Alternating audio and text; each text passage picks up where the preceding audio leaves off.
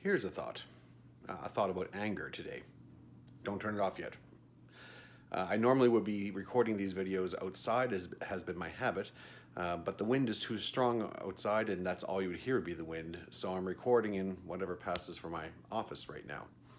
Now I could be angry about that, but it wouldn't do much. It would just keep me from getting a video recorded, sharing a thought with you. So instead I let it go. We've all been hearing stories that have anger at the center of what's going on. We've heard about the riots in Minneapolis and St. Paul in the United States over the death of George Floyd, a horrible tragedy. We see national leaders south of the border also spewing forth a lot of anger and getting people all wound up and angry in their own right. Here in New Brunswick, we know that there's a new cluster of COVID-19 cases in Campbellton, the result of a doctor who traveled to Quebec and then returned without being forthright about what was going on.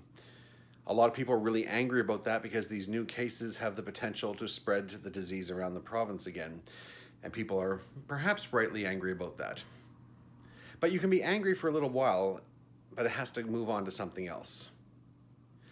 God taught us through the scriptures that we are to be discerners, to understand right from wrong and discern our world around us rightly and wrongly. But we're not judgers. We're not the ones who pass judgment, issue sentences.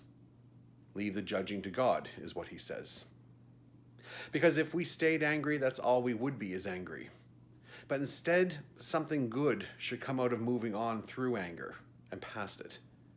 So in the case of George Floyd, an African-American who was killed at the hands of police, perhaps it reminds us to check our own assumptions about ourselves, to treat each other with a little more kindness, to be more careful about what we do. And maybe in the case with the doctor up in Campbellton, perhaps it might teach us to be a little more vigilant, to take on what Dr. Russell has been saying for so long about being vigilant in spite of the lack of cases, because now there are more. We can be upset about this, but if we get stuck in our anger, that's all we are, is angry.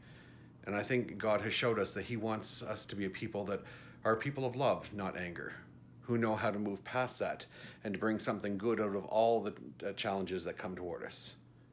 So be angry for a minute, perhaps, but be sure to move on, because we don't want to become people of anger.